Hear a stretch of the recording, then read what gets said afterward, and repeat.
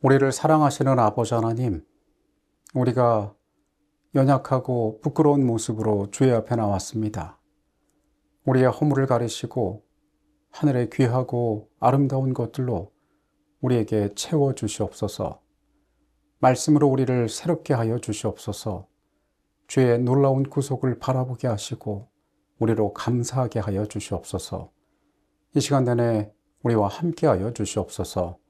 예수 그리스도 이름으로 기도합니다. 아멘. 하나님의 말씀 출애굽기 12장의 말씀을 보시겠습니다. 너희는 무교절을 지키라. 내가 너희 군대를 애굽 땅에서 인도하여 내었음이라. 그러므로 너희가 영원한 규례로 삼아 대대로 이 날을 지킬지라. 첫째 달 그 달 19날 저녁부터 21일 저녁까지 너희는 무교병을 먹을 것이요 이래 동안은 누룩이 너희 집에서 발견되지 아니하도록 하라. 무릇 유교물을 먹는 자는 타국인이든지 본국에서 난 자든지를 막론하고 이스라엘 회중에서 끊어지리니 너희는 아무 유교물이든지 먹지 말고 너희 모든 유하는 곳에서 무교병을 먹을지니라.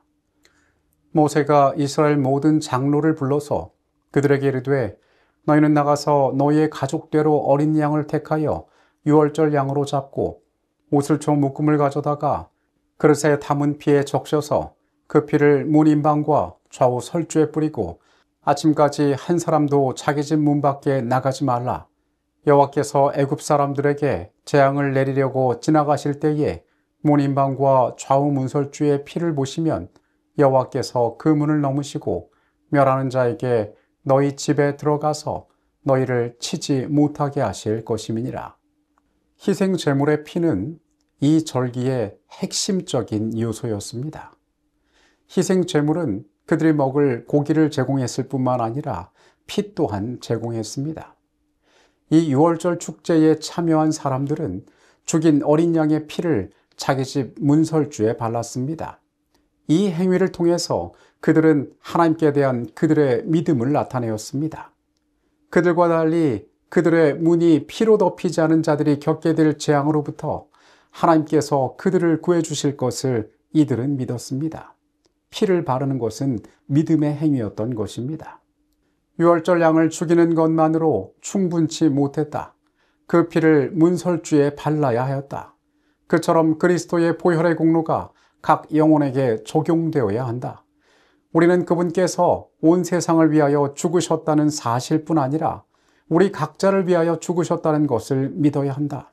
우리는 속죄의 희생의 공로를 우리 자신에게 적용시켜야 한다. 피를 뿌릴 때 사용된 우슬초는 정결케 함의 상징이었으며 문둥병자와 죽은 사람을 만짐으로 부정하게 된 사람들을 정결하게 하는 데 쓰였다. 그들이 문설주에 바른 피는 그들을 심판의 밤으로부터 구원할 것이었습니다. 이것은 그들 가정이 애굽 사람의 가정과 다르다는 증거가 될 것이었습니다. 이것은 장차 오실 그리스도의 죽음을 예표하는 것이었습니다. 그 심판의 밤에 그들이 죽임을 당하지 않는다는 것, 희생 제물의 피로 말미암아 그들이 죽음을 면하게 된 것은 얼마나 놀라운 복음입니까? 오늘의 주제는 유월절입니다.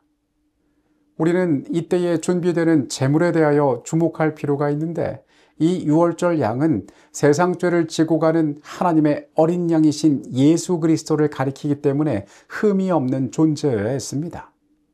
우리가 출애굽기의 기록대로 살펴보면 희생 제물은 1년 된 순양이나 수점소가 선택되어야만 했습니다.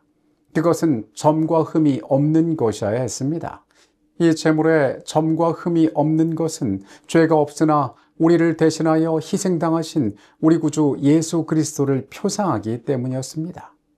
이 동물의 피는 매우 중요한 역할을 담당했습니다. 그것은 보호해 주심을 상징하며 죽음의 때에 주신 생명을 상징하는 것이었습니다. 피 흘림은 대속을 상징합니다. 죄가 없는 존재가 죄인을 위하여 대신 죽임을 당해서 그 대가를 지불한다는 것을 나타내는 것입니다. 예수께서 이 땅에서 죄 없는 그분께서 죽임을 당하시고 우리를 위하여 죄의 대가를 지불하신 바로 그 사건을 상징하는 것입니다. 출애굽기 12장 13절의 말씀입니다. 그 피가 너희가 사는 집에 있어서 너희를 위하여 표적이 될지라. 내가 피를 볼 때에 너희를 넘어가리니 재앙이 너희에게 내려 멸하지 아니하리라. 멸망의 전사는 모두의 집 앞에 설 것이었습니다. 그리고 그 집을 확인할 것이었습니다. 그리고 집 앞에 우슬초로 발라진 그 피를 보고 임방과 설주에 발라진 그 피를 확인하고 그 집을 넘어가게 될 것이었습니다. 이 집의 희생은 이미 대가가 지불되었기 때문이었습니다. 그러나 그 피가 그곳에 있지 않을 때에 그들은 그 죄악의 대가를 그들의 피로 지불해야만 하였습니다. 우리가 알고 있는 복음의 모든 내용들은 유월절을 기념하는 것과 연관되어져 있습니다. 유월절은 단순히 애굽에서의 노예 생활을 끝내는 것 그 이상의 의미를 갖고 있는 것입니다. 그것은 노예 상태에서 해방되어서 약속의 땅으로 가는 그 여정의 시작일 뿐만 아니라 우리의 죄를 위한 예수 그리스도의 희생과 그분의 피로 덮인 모든 사람에게 적용되는 그리스도의 놀라운 공로를 가리키고 있다는 것입니다.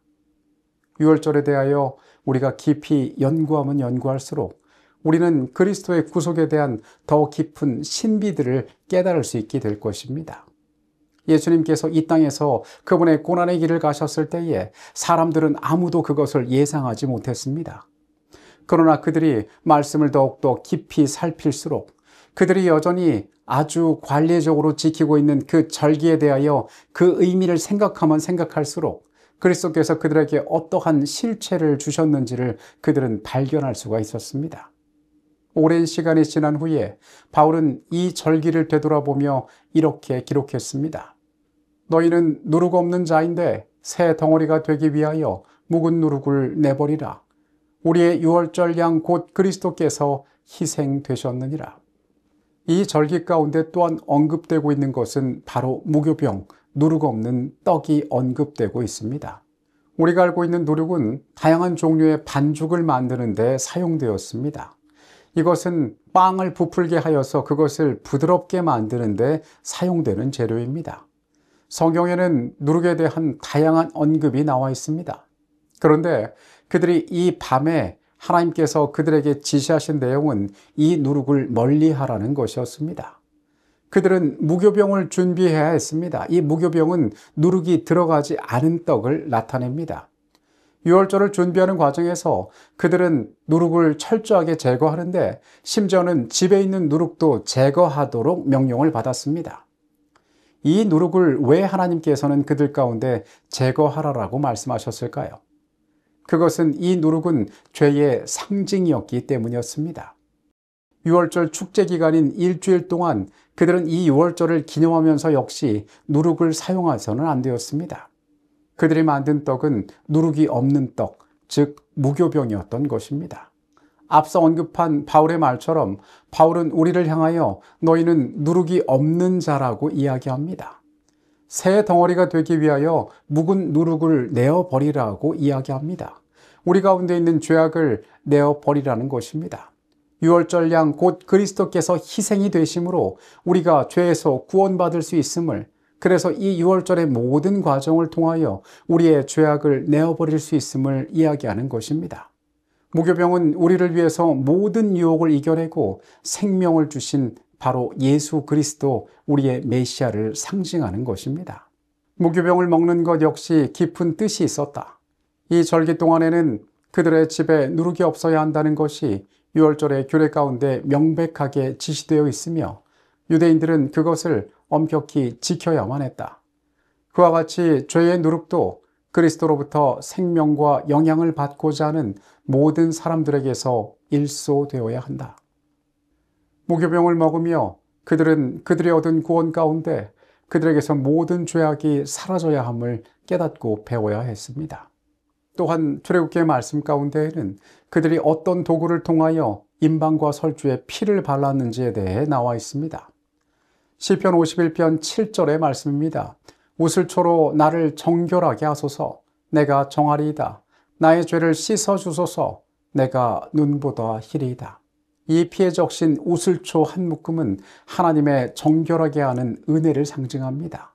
그분께서 그 피로 말미암아 죄 가운데 있는 자들을 정결하게 만드셨습니다. 유월절의 상징들, 이 무교병과 우슬초는, 유월절의 이 모든 것들은 예수님의 구속이 우리에게 어떻게 나타나는지 그 놀라운 역사를 설명해 주고 있습니다. 출애굽기의 말씀 가운데 하나님께서는 이스라엘의 해방의 역사를 우리에게 보여주십니다.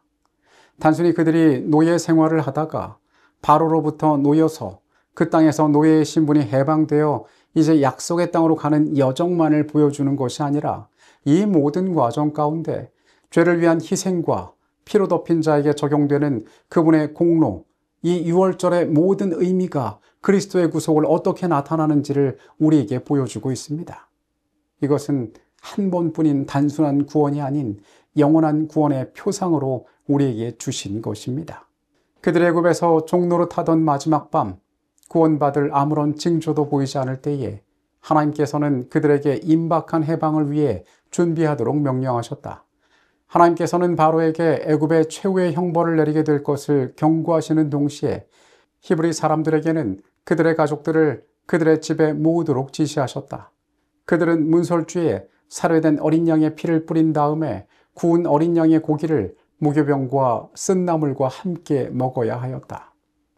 여러분, 유월절의 모든 과정을 바라보면서 여러분은 어떤 생각을 하게 되십니까?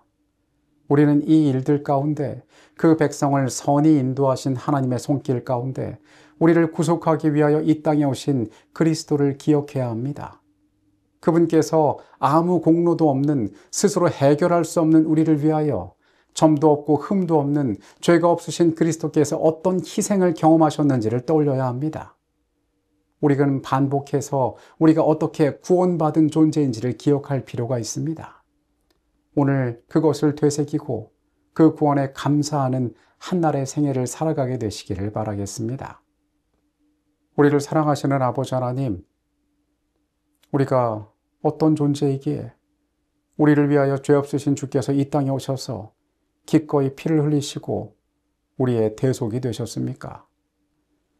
멸망의 천사가 우리의 문 앞에 서 있을 때에 여기에 나의 피가 있으니 이 집을 넘어가라라고 말씀하신 주의 그 놀라운 희생을 우리가 기억하게 하여 주시옵소서. 우리 마음에 죄악을 내어버리게 하여 주시옵소서. 우리의 집안에 누룩이 없게 하여 주시옵소서. 그리스도의 놀라운 구원이 우리를 정결하게 하였으니 우리 가운데 더 이상 그 흔적을 남겨두도록 용납하지 않게 하여 주시옵소서. 하나님, 주께서 베푸신 놀라운 구원에 감사하며 주의 선한 뜻 안에 살아가길 원합니다. 주님, 우리의 구원이 되셨으니 또한 우리의 인도자가 되어 주시옵소서. 예수 그리스도의 이름으로 기도합니다. 아멘.